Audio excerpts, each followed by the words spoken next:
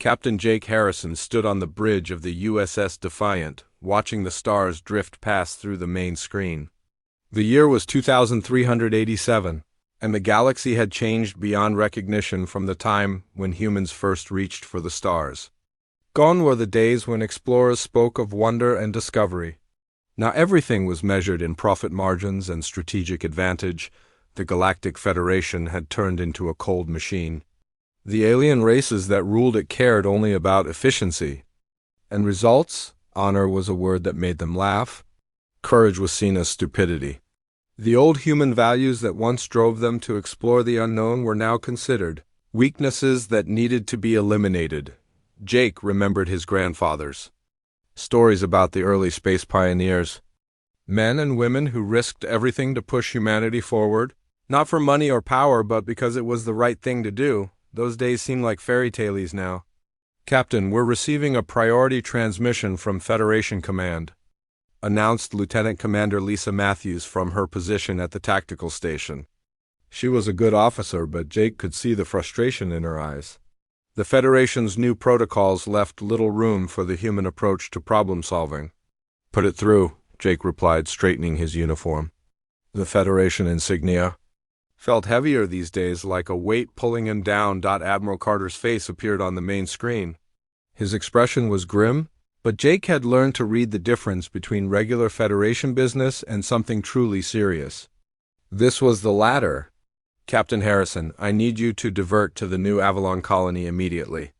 You have 48 hours to evacuate all personnel and equipment of strategic value. The Devourers have been spotted 3 systems away, and the colony is directly in their path. Jake felt his blood run cold. The Devourers were the stuff of nightmares, ancient machines that consumed entire star systems. They had appeared at the edge of the galaxy 6 months ago, and every world they touched became nothing but empty space and cosmic dust. Admiral, what about the colonists? There are over 50,000 people on New Avalon. The Federation has calculated acceptable losses, Captain. Your priority is to evacuate essential personnel and equipment. The colonists will be relocated to refugee camps on the inner worlds. Those who refuse to leave will be left to make their own choices. Jake's jaw tightened. Essential personnel, equipment, numbers on a spreadsheet. These were human beings they were talking about, families who had built their lives on New Avalon over 3 generations. Understood, Admiral, Jake said. Though the words tasted bitter, the transmission ended and silence filled the bridge. Chief Engineer Danny Rodriguez looked up from his console, his face reflecting the same disgust Jake felt. 48 hours to abandon an entire world, Danny muttered. My grandmother lived through the evacuation of Luna Station. She used to tell me how the evacuation ships waited for everyone, how they made sure every soul was saved. Now they give us 2 days and call it generous. Lisa turned in her chair. The Federation protocols are clear, Captain. We extract maximum value with minimum risk. It's the logical approach. Since when is abandoning innocent people logical? Jake shot back, immediately regretting his harsh tone. Lisa was only following orders, the same orders that were slowly killing the human spirit. Set course for New Avalon, maximum warp, Jake commanded. The USS Defiant jumped to warp speed, and Jake found himself thinking about the name of his ship, Defiant. It seemed fitting now, though not in the way Starfleet had intended when they christened her. 3 days later, the Defiant dropped out of warp at the edge of the New Avalon system. The planet hung in space like a blue and green jewel, its surface dotted with the lights of human settlements. Jake had visited the colony twice before, and he remembered the warmth of the people there. They had maintained the old traditions, better than most human worlds, celebrating harvest festivals and community gatherings that the Federation considered inefficient. Captain, we're being hailed from the planet's surface, reported Ensign Paul Wright from the communications station. On screen, the face that appeared belonged to Mary Collins, the colony's elder. She was in her 70s, with silver hair and eyes that held the wisdom of someone who had seen both the best and worst of humanity. Captain Harrison, thank you for coming. I assume you're here to evacuate us? Those are my orders, Miss Collins. We need to get your people to safety before the Devourers arrive. Mary's expression didn't change. And if we refuse to leave? Jake had been dreading this question. The Federation has classified New Avalon as a lost cause. Any colonists who remain will be considered to have made their choice. Then we've made our choice, Captain. We're not leaving. The words hit Jake like a physical blow. He had expected some resistance, but not this calm determination to face certain death. Miss Collins, you don't understand. The Devourers don't just kill people, they consume everything. There won't be anything left of your world. We understand. Perfectly, Captain, but this is our home. Our children were born here. Our loved ones are buried in this soil. We won't abandon it to run to some refugee camp where we'll be just another number on a Federation report. Jake looked around his bridge. His crew was listening to every word, and he could see the conflict in their faces. They had signed up to serve humanity, not to abandon it. Miss Collins, I have to ask you to reconsider. My orders are to evacuate all colonists. Your orders are to evacuate those who wish to leave, Captain. Check your mission parameters. The Federation may have written us off, but they haven't ordered you to drag us away against our will. Jake pulled up his orders on his personal display. Mary was right. The evacuation was classified as voluntary for colonists, mandatory only for Federation personnel and equipment. Captain, Lisa said quietly, we should proceed with the evacuation of willing colonists and Federation assets. We can't force the others to leave. And then what? We just fly away and let them die? The bridge fell silent. Everyone knew the answer. That was exactly what they were supposed to do. Miss Collins, Jake said, how many colonists are willing to leave? About 3,000, mostly families with small children. The rest of us, nearly 47,000 people, were staying. Jake closed his eyes. 47,000 people choosing to die rather than abandon their principles. It was either the most foolish thing he had ever heard or the most heroic. Captain, Danny said from his engineering station, I've been reading the colony's defensive capabilities. They've got some old particle cannons and shield generators. It's not much, but it's something. Not enough to stop the Devourers, Lisa pointed out. No, Jake agreed, but maybe enough to buy time. He looked at his crew, really looked at them. These were good people, humans who had joined Starfleet to make a difference. When had following orders become more important than saving lives? Miss Collins, Jake said, if we were to help you strengthen your defenses, how long do you think you could hold out? Mary's eyes widened. Captain, you have your orders. I have my conscience too. And right now, it's telling me that some things are more important than orders. Lisa stood up from her station. Captain, you're talking about disobeying direct Federation commands. That's treason, Jake looked at her steadily. No, Lieutenant Commander, I'm talking about being human. The bridge was silent for a long moment. Then Danny spoke up from his engineering station. Captain, I've been thinking about those old stories my grandmother used to tell. About the knights who protected people, even when the odds were impossible. Maybe it's time someone remembered what that means. Ensign Wright turned from his communications console. Sir, I volunteer to stay and help with the defense. One by one, every member of the bridge crew voiced their support. Jake felt something he hadn't experienced in years, pride in being human. Miss Collins, Jake said, prepare your defenses. The USS Defiant is staying to help. The old woman's eyes filled with tears. Thank you, Captain. You've given us something we thought the galaxy had forgotten. What's that? Hope.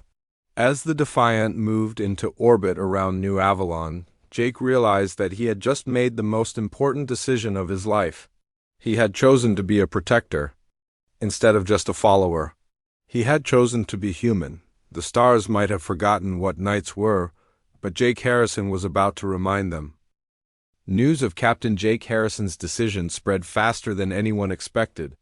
Within hours of the Defiant taking defensive positions around New Avalon, other human ship captains began receiving the same reports.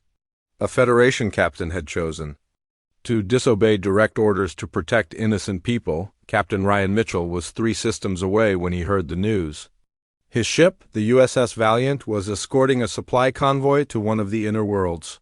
Ryan had served with Jake during the border wars, and he knew the man well enough to understand that this wasn't a rash decision. "Communications, get me a secure."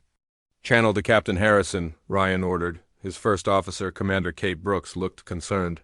"Sir, any communication with the Defiant could be seen as supporting insubordination." "Then I guess we better make it worth the risk," Ryan replied. Jake's face appeared on the screen, and Ryan could see the weight of command heavy on his friend's shoulders. Behind Jake, the bridge of the Defiant buzzed with activity as his crew prepared for what everyone knew would be an impossible fight. "Ryan, I can't ask you to get involved in this," Jake said before Ryan could speak. "You're not asking, I'm volunteering. The Valiant is changing course for New Avalon. You'll be court-martialed." "Maybe, but I'll be able to look at myself in the mirror tomorrow morning." Within 6 hours, Captain Angela Torres of the USS Guardian had also diverted from her patrol route. Her message to Jake was simple: some things matter more than careers. The alien species that controlled the Federation watched these developments with confusion and growing alarm. The Viridian hegemony called an emergency session to discuss what they termed the human malfunction. Prime Calculator Zereth, the Viridian leader, studied the reports with his cold, analytical mind. The humans are acting irrationally. They are risking valuable military assets for a strategically worthless colony. "Perhaps we should recall all human vessels until this madness passes," suggested Subcalculator Morth. "No, let them destroy themselves with their primitive emotions. It will prove once and for all that honor is a luxury civilized species cannot afford." But the Devourers were already on their way to New Avalon, and they brought with them a terror that the galaxy had not seen for thousands of years. The first Devourer scout ships arrived at New Avalon 2 days after the human reinforcements. Jake watched from the Defiance Bridge as the alien machines emerged from hyperspace like dark angels of death. Each ship was the size of a small moon, its surface covered with mechanical arms that could strip a planet bare in hours. "All ships, this is Harrison. Remember, we're not trying to win this fight. We're trying to buy time for the colonists to prepare their defenses." The 3 human ships moved into attack formation. They were severely outgunned, but they had something the Devourers hadn't faced in centuries: warriors who weren't fighting for conquest or profit, but for the simple right of people to defend their homes. Lisa Matthews had transferred to the Guardian to coordinate the tactical assault. As she watched the Devourer ships approach, she felt something she had never experienced before. It wasn't fear, though she should have been terrified. It wasn't excitement, though her heart was racing. It was something deeper, something that connected her to every human who had ever stood between danger and the innocent. "All fighters, this is Matthews. We go in fast and hard, target their sensor arrays first. Make them blind, then make them hurt." The human fighters screamed toward the Devourer ships like angry wasps. The enemy's defensive fire lit up space with deadly energy beams, but the humans kept coming. When Fighter 7 took a direct hit, its pilot managed to ram his damaged craft into a Devourer weapons port before his ship exploded. Danny Rodriguez watched the battle from the Defiance engineering section. His hands moved over the controls with practiced skill, but his mind was somewhere else. He was thinking about his grandfather, who had fought in Earth's last great war. The old man had always said that the most important battles weren't fought for victory, but for what victory represented. "Bridge, this is engineering," Danny called over the comm. "I'm pushing the engines past Redline. We'll have maybe 30 minutes before they burn out, but we'll have the speed we need." "Danny, if those engines fail, we're dead in space," Jake replied. "Captain, if we don't push everything we have, we're dead anyway. But at least this way, we die trying." The Defiance surged forward, its engines glowing white-hot. The ship's hull groaned under the stress, but she held together. Danny had built her to last, and now she was proving worthy of his craftsmanship. The battle became a dance of desperation and courage. The human ships darted between the massive Devourer vessels, striking at weak points and drawing fire away. from the planet.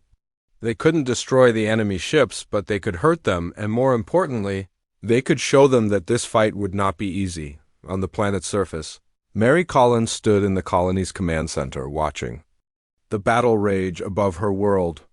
The human ships looked like tiny sparks of light against the dark bulk of the Devourer fleet, but they fought with a ferocity that brought tears to her eyes. "Ma'am, the shield generators are online," reported Tom Baker, the colony's chief engineer. "We won't stop a direct assault, but we can protect the evacuation shelters." "Good, and the volunteers?" 43,000 people have signed up for the defense force. We've got farmers carrying plasma rifles and teachers manning artillery positions. It's not exactly a professional army, but they're ready to fight. Mary nodded. She had lived through the colonization of New Avalon, watched it grow from a handful of prefab shelters to a thriving world. She wouldn't see it die without a fight. Above the planet, the battle reached a critical point. The Devourer ships had taken damage, but they were beginning to adapt to human tactics. Their return fire was becoming more accurate, and the human ships were running out of options. "Lisa, we need to try something desperate," Jake called over the tactical channel. "What did you have in mind?" "A boarding action. If we can get inside one of their ships and cause damage from within, it might buy us more time." Lisa felt her heart skip. Boarding a Devourer ship was suicide. No one had ever survived inside one of those mechanical nightmares. But as she looked at the planet below, filled with people who refused to abandon their home, she knew there was no choice. "I'll take a team aboard the Guardian's shuttle. Cover us while we make the approach." "Lisa, you don't have to do this." "Yes, I do. We all do. That's what makes us human." The shuttle bay doors opened, and Lisa's boarding party prepared for launch. She looked at her team, 8 volunteers who knew they probably wouldn't come back. They weren't professional soldiers or elite commandos. They were ordinary people who had chosen to do something extraordinary. The shuttle raced toward the nearest Devourer ship, dodging defensive fire with pilot skill and pure luck. Behind them, the Defiant and Valiant provided covering fire, their weapons blazing against the enemy's hull. Lisa's shuttle found a breach in the Devourer ship's armor, a gap created by the human fighter who had sacrificed himself earlier. The shuttle slipped through the opening and into the mechanical horror within. Inside the Devourer ship, Lisa and her team found themselves in a maze of corridors filled with clicking, whirring machinery. The air tasted of metal and electricity, and the walls seemed to pulse with alien life. "Stay together," Lisa whispered. "We find their power core and plant the charges, in and out, quick and clean." But nothing about fighting the Devourers was ever quick or clean. As they moved deeper into the ship, Lisa began to understand something that would change everything. The Devourers weren't just machines. They were afraid. For the first time in millennia, they were facing an enemy that fought not from desperation or greed, but from love. The boarding mission succeeded, but at a terrible cost. Only Lisa and 2 others made it back to the shuttle. The explosion they left behind crippled one Devourer ship and sent the others retreating to regroup. As the human ships regrouped around New Avalon, Jake realized that something fundamental had changed. They had hurt the Devourers, something no one thought possible. More importantly, they had shown the galaxy that there were still those willing to fight for something greater than themselves. The stars had begun to remember what nights looked like. Word of the victory at New Avalon spread across the galaxy like wildfire. For the first time since the Devourer invasion began, someone had not only fought back, but actually won. The human ships had damaged an enemy vessel and forced the entire fleet to retreat. It should have been impossible. Jake Harrison found himself in a position he never wanted, leader of a growing rebellion. More human ships arrived every day, their captains abandoning their assigned duties to join what people were starting to call the Knights of the Void. Jake tried to discourage them, but captain after captain arrived with the same message. They would rather die fighting for something meaningful than live following orders that felt wrong. "Captain, we now have 17 ships in the fleet," reported Lisa Matthews, who had been promoted to admiral by a popular vote of the other commanders. Her arm was still in a sling from the boarding action, but she refused to rest. "The Federation is calling us pirates and traitors. Let them call us whatever they want," Jake replied. "We know what we are." The human ships had arranged themselves in a defensive formation around New Avalon, but Jake knew they needed to do more than just defend. The Devourers would return with a larger force, and when they did, even 17 ships wouldn't be enough. Danny Rodriguez had been working around the clock with engineers from the other ships. They were modifying their vessels in ways that went against every principle of efficient design the Federation had taught them. Instead of maximizing firepower or speed, they were creating ships that could sacrifice themselves to protect others. "Jake, you need to see this." Danny called from the Defiance engineering bay. Jake found Danny standing next to a new control panel that looked nothing like standard Federation equipment. The controls were marked with simple words: protect, defend, sacrifice, honor. "What am I looking at, Danny?" "I call it the heart system.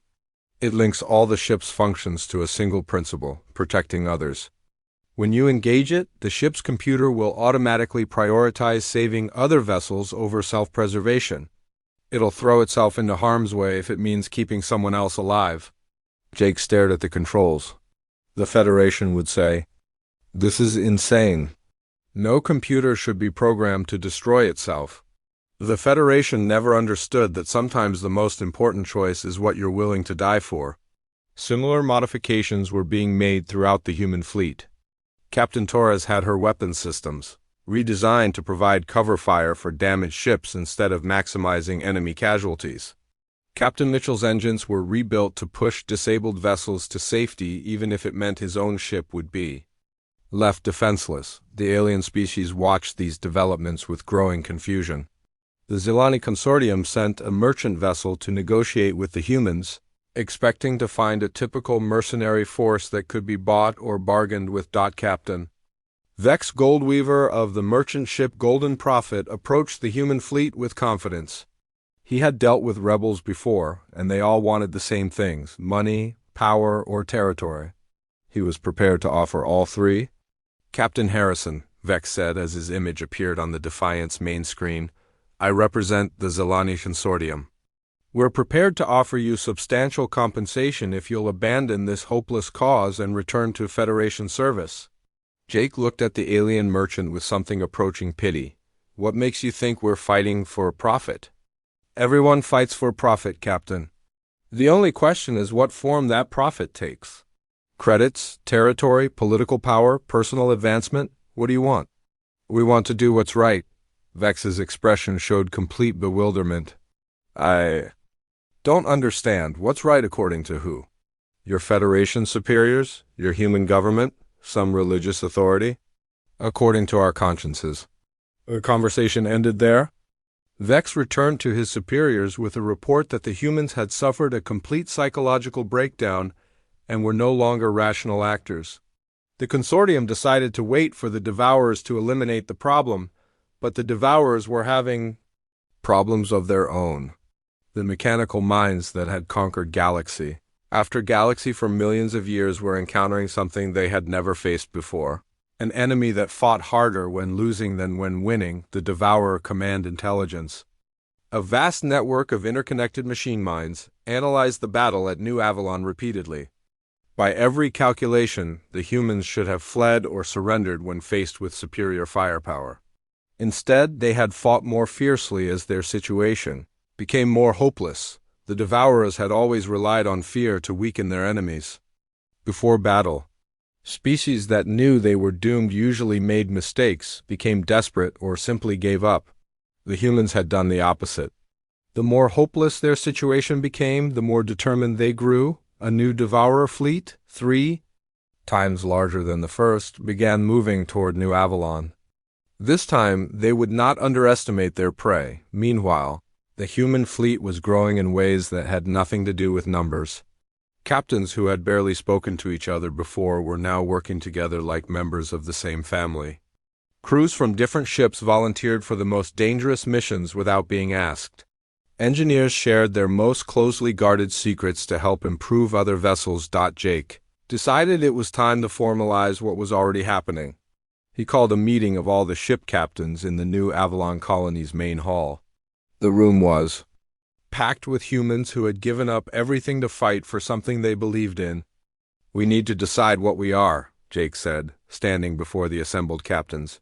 "The Federation calls us traitors. The aliens call us insane, but we know we're something else. We're the people who stand between the darkness and the light."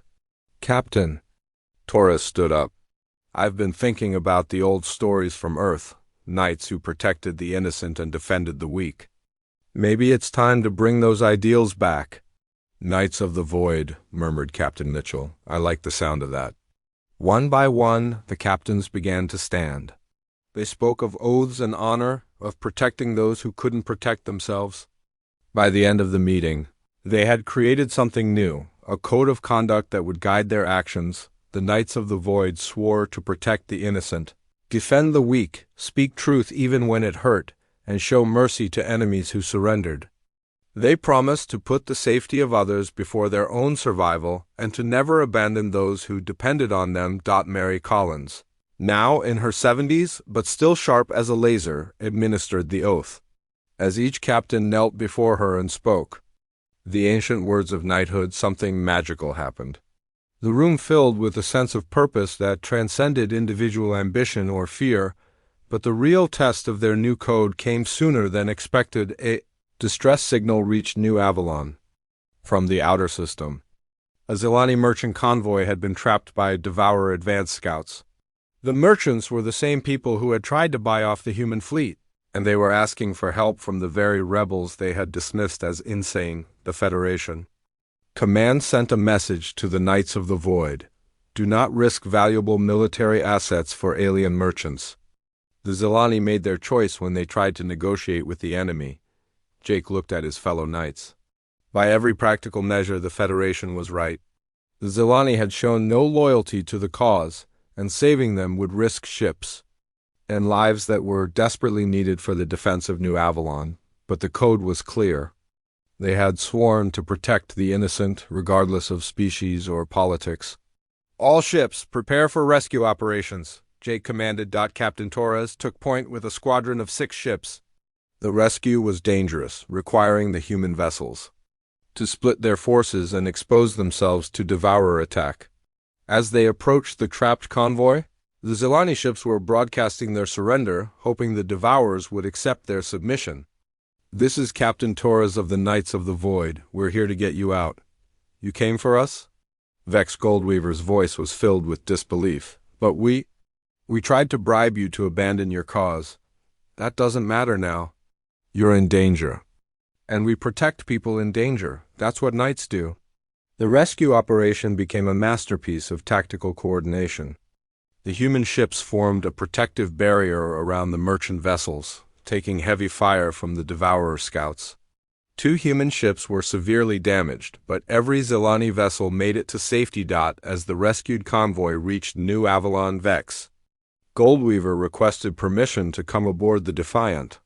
When he materialized in the transporter room, he was carrying something Jake had never seen before, a Zilani war banner, a symbol of alliance that hadn't been displayed in over a century. "Captain Harrison," Vex said, his voice thick with emotion, "my people have forgotten many things in our pursuit of profit. But today, you reminded us of something we thought was lost forever. What's that?" "Honor. You saved us when you had every reason to let us die. You showed us that there are still those who fight for others instead of themselves." Vex knelt before Jake, offering the war banner. "The Goldweaver clan pledges its ships to your cause. We may not be warriors, but we can carry supplies, evacuate civilians, and free up your combat vessels for the real fighting." As Jake accepted the banner, he realized that the Knights of the Void had achieved something remarkable. The second Devourer fleet arrived at New Avalon with a force that darkened the stars. 50 massive ships, each one the size of a small moon, moved through space like a plague of mechanical locusts. This time, the Devourers had brought enough firepower to turn the entire system into dust. Jake Harrison stood on the bridge of the Defiant, watching the enemy fleet take positions around the planet. The Knights of the Void now numbered 31 ships, including the converted Zilani vessels that Vex Goldweaver had brought to their cause. It wasn't nearly enough. All ships, this is Harrison. Remember what we're fighting for? We're not trying to win a war today. We're trying to show the galaxy that some things are worth dying for. The Devourer attack began with a bombardment that lit up the planet's shields like a deadly aurora. The colony's defenses, built by 47,000 determined colonists, held against the first wave, but everyone knew they wouldn't last long. Captain Torres led the first strike, taking 12 ships directly into the heart of the enemy formation. Her voice came over the com channel, calm and steady despite the chaos around her. This is Torres. We're going to hit them where it hurts. Follow my lead and remember the code. Protect each other and protect the people below. The human ships dove between the massive Devour vessels like angry wasps attacking giants. Their weapons were small compared to the enemy's planet-killing cannons, but they aimed for weak points and critical systems with surgical precision. Captain Mitchell's ship, the Valiant, took a direct hit from the Devour beam weapon. The ship's hull split open, atmosphere bleeding out into space, but Mitchell didn't retreat. Instead, he aimed his dying vessel at the enemy ship's weapon array and activated the ramming protocol that Danny Rodriguez had installed. This is Mitchell. His voice crackled over the comm. Tell my wife I kept my promise. I died protecting something that mattered.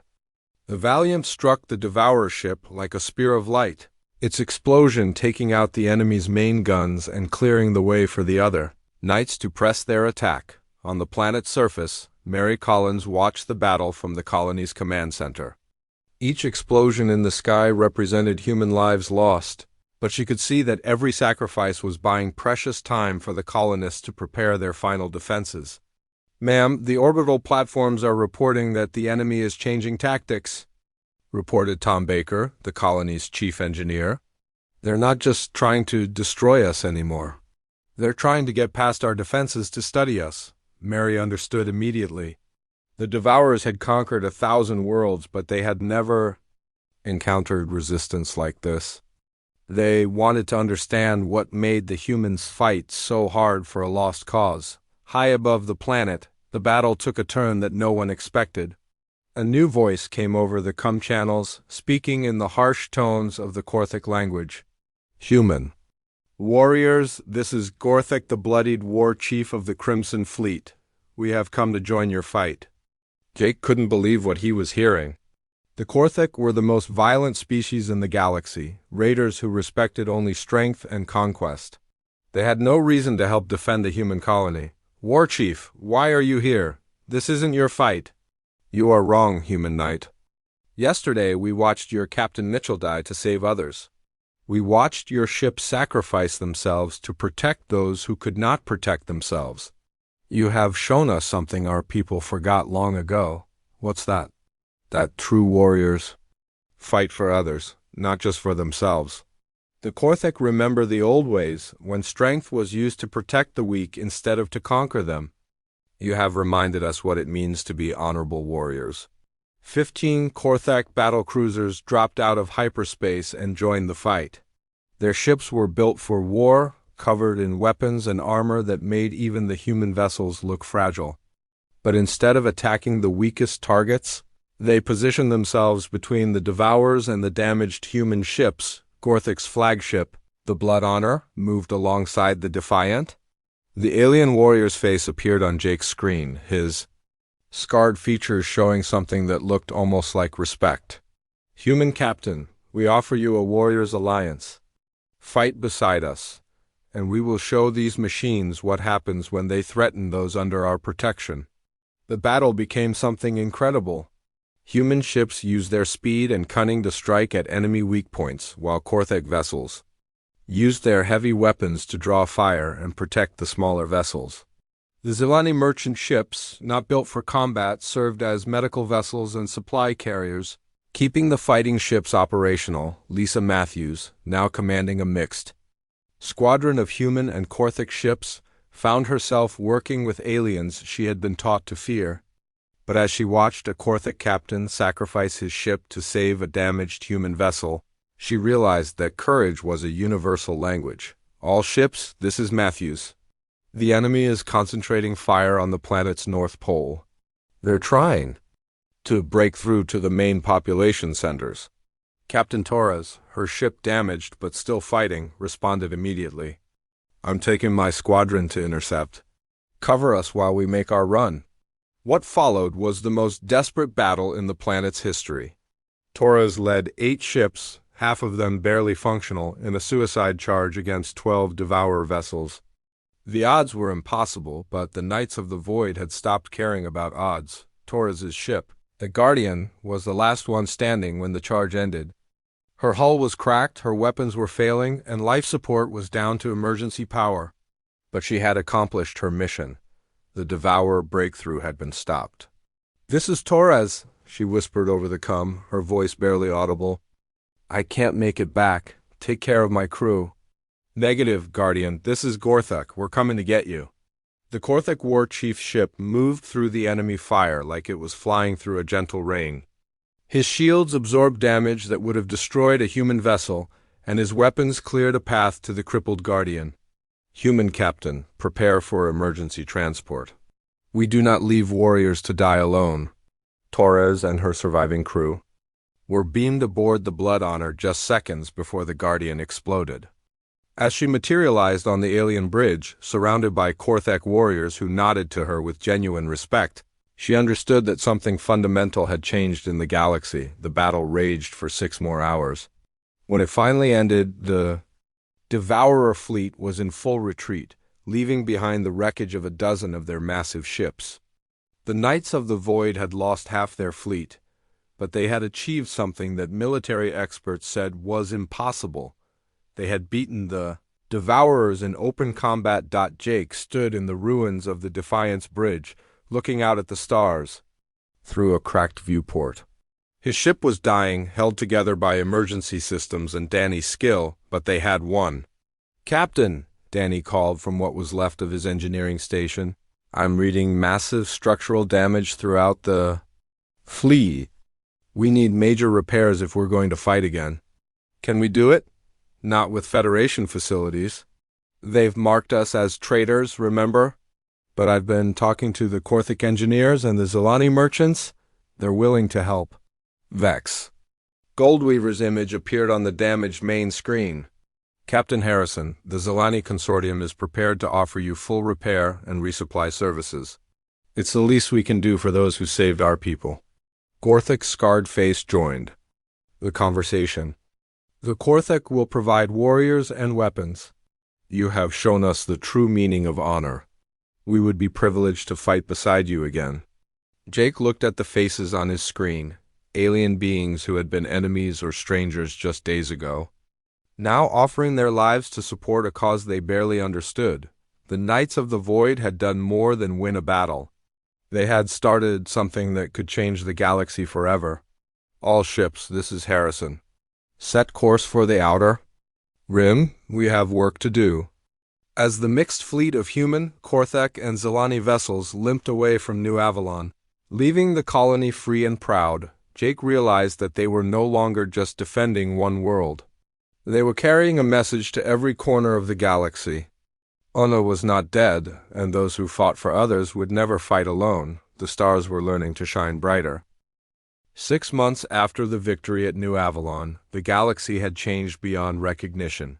The Knights of the Void had grown from a small group of human rebels into a force that included hundreds of ships from dozens of species. The message of honor and sacrifice had spread to every corner of known space, but the Devourers were not finished. Deep in the galactic core, they had built something terrible. A massive machine designed to drain energy directly from the galaxy's central black hole. The weapon would destroy billions of worlds in a matter of days, turning entire star systems into fuel for the Devourer war machine. Jake Harrison stood in the command center of the rebuilt space station that served as headquarters for the Knights. The station orbited a small moon in neutral space, and its halls buzzed with activity as beings from across the galaxy worked together to plan their final assault. "The Federation Council has made their decision," reported Admiral Lisa Matthews, her face grim. They're evacuating the Outer Rim territories and concentrating their defenses around the core worlds. They're willing to sacrifice half the galaxy to save the other half. What about the colonies, the outer worlds? Asked Captain Torres, who now commanded a mixed fleet of human and alien vessels. Acceptable losses, according to their calculations. They estimate that 200 billion beings will die, but the core systems will survive. Jake felt sick. 200 billion people abandoned because saving them wasn't efficient enough. This was exactly the kind of cold calculation that had driven the Knights to rebel in the first place. We're not abandoning them, Jake said firmly. If the Federation won't protect those people, we will. Gorthik the Bloodied, now bearing the title of War Chief of the Outer Alliance, nodded his scarred head in agreement. The Gorthik do not abandon those under our protection. We fight or we die. There is no third choice. Vex Goldweaver, representing the reformed Zilani merchants, spread a holographic star chart across the conference table. Our intelligence networks have located the Devour weapon. It's here, at the galactic core, surrounded by their entire remaining fleet. Over 300 ships, each one larger than anything we've ever faced. The room fell silent. Even with their expanded alliance, the Knights could barely muster 100 ships. The odds were 3-1 against them, and that didn't account for the massive fortress protecting the weapon itself. There's something else, Vex continued. The weapon is nearly complete. Our spies report that it will be operational within 48 hours. Once it activates, there will be no stopping it. Jake looked around the room at the faces of his fellow Knights. Humans, Gorthik, Zilani, and even a few Viridians who had abandoned their cold calculations in favor of something warmer. These beings had given up everything to fight for a principle that most of the galaxy considered outdated. We all knew this. Day would come, Jake said quietly. We've always known that being a knight means being willing to pay the ultimate price. The question is, are we ready? One by one, every being in the room nodded. They had made their choice long ago. The final battle began 24 hours later. The Knight fleet dropped out of hyperspace at the edge of the galactic core, where the ancient stars burned bright and close together. In the center of this stellar nursery, the Devourer weapon hung like a mechanical spider, its metal arms reaching toward the massive black hole that anchored the galaxy. All ships, this is Harrison. Today we fight not just for our worlds, but for the right of all beings to live free. Remember the code. Protect each other, protect the innocent, and show the galaxy what honor looks like. The Devourer fleet moved to intercept them, a wall of metal and death that stretched across space. But the Knights had learned much in their months of fighting. They no longer fought like individual ships. They moved as one, each vessel supporting the others in a dance of cooperation that the enemy couldn't understand. Captain Torres led the first wave, her mixed squadron of human and Gorthik ships striking at the enemy's flanks. Remember, we're not trying to destroy their entire fleet. We just need to clear a path to the weapon. The battle was fierce beyond anything they had faced before. Devourer ships fell to concentrated night attacks, but for every enemy vessel destroyed, the Knights lost 2 of their own. The odds were simply too great. Danny Rodriguez, now chief engineer for the entire Knight fleet, worked frantically from his command ship to coordinate repairs and modifications. Jake, I'm reading massive energy buildup from the weapon. They're starting the activation sequence. How long do we have? Maybe an hour before it reaches critical mass. After that, it's over. Jake made the hardest decision of his life. All ships converge on the weapon platform. Full assault, everything we have. Danny, activate the Heart Protocol on all vessels. The Heart Protocol was Danny's final gift too. The Knights, a system that would allow ships to sacrifice themselves in the most effective way possible. When activated, a ship's computer would calculate the best way to use its destruction to help others. Jake, if we do this, there's no going back. Every ship that uses the Heart Protocol will be destroyed. I know. But if we don't stop that weapon, everyone dies anyway. The remaining Knight ships, fewer than 30 now, formed up for the final assault. They flew straight at the Devourer weapon, taking massive fire from all sides. One by one, ships began to fall. Captain Torres's vessel was the first to activate the HART protocol. Her ship, damaged beyond repair, calculated that it could do the most good by ramming the weapon's shield generator. "This is Torres. It's been an honor serving with you all." Her ship struck the shield generator in a blaze of light, creating a gap in the weapon's defenses. Immediately, 3 more night vessels followed her lead, sacrificing themselves to widen the breach.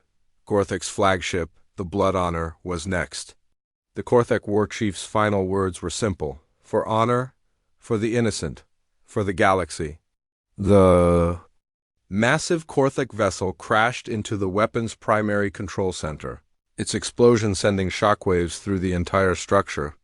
The weapon's activation sequence faltered, buying precious minutes. Jake watched his friends die, one by one, each sacrifice bringing the mission closer to success. When only 5 night ships remained, he made his final decision. "Danny, transfer all command codes to Lisa's ship. I'm going in." "Jake, no. There has to be another way." "There isn't. The Defiant is the only ship left with enough firepower to destroy the weapon's core." "But I won't make it out." Jake activated the HART protocol. On his own ship, a computer calculated that the Defiant could penetrate deepest into the weapon if it approached from a specific angle, but the radiation from the black hole would kill the crew long before they could escape. As the Defiant began its final run, something unexpected happened. The other 4 remaining ships moved to flank him, their captains speaking in unison over the com. "If you're going to die, Captain, you won't die alone. We stand together." The 5 night ships flew into the heart of the Devourer weapon like a spear of pure light. The radiation was incredible, the heat unbearable, but they pressed forward. Jake felt his ship beginning to come apart around him, but he held course. "Danny, can you reach the core?" "Almost there, Captain." "Just a few more seconds." The Defiant struck the weapon's central core just as Jake lost consciousness. The explosion that followed lit up the galactic center like a newborn star. The Devourer weapon disintegrated, its pieces falling into the black hole that it had tried to drain. When Jake woke up, he was lying in a medical bay he didn't recognize. Lisa Matthews was sitting beside his bed, tears in her eyes. "How?" he whispered. "The Zilani had a rescue ship waiting outside the radiation zone. They beamed you out just before the explosion. Danny too, and a few others. Not many, but some." Jake tried to sit up, but the radiation sickness was too severe. "Did we win?" "We won, Jake. The weapon is destroyed, the Devourer fleet is scattered, and their command structure is broken. More importantly, the galaxy has changed. Beings everywhere are remembering what it means to fight for something greater than themselves." Lisa handed him a datapad showing news reports from across the galaxy. Human colonies were forming nightly orders. Gorthek warriors were taking oaths to protect the weak. Even Viridian scientists were choosing research that helped others instead of just advancing their careers. "What happens now?" Jake asked. "Now we rebuild. The Federation wants to welcome us back, but on our terms this time. They're willing to adopt the Night Code as part of their charter. And Mary Collins has established a nightly academy on New Avalon. She wants to train the next generation of protectors." Jake smiled weakly. The old woman gets the last word after all. 6 months later, Jake stood in the great hall of the New Avalon Academy, watching as Mary Collins, now 90 but still sharp as ever, administered the nightly oath to a new class of graduates. The ceremony included beings from dozens of species, all united by their commitment to protect others. "Do you swear to defend the innocent, protect the weak, speak truth even when it hurts, and show mercy to those who yield?" Mary asked. "We swear," came the response from 100 different throats in a dozen languages. Jake looked out through the hall's great windows at the stars beyond. They seemed brighter now, filled with hope instead of fear. The galaxy had remembered what nights were, and it would never forget again.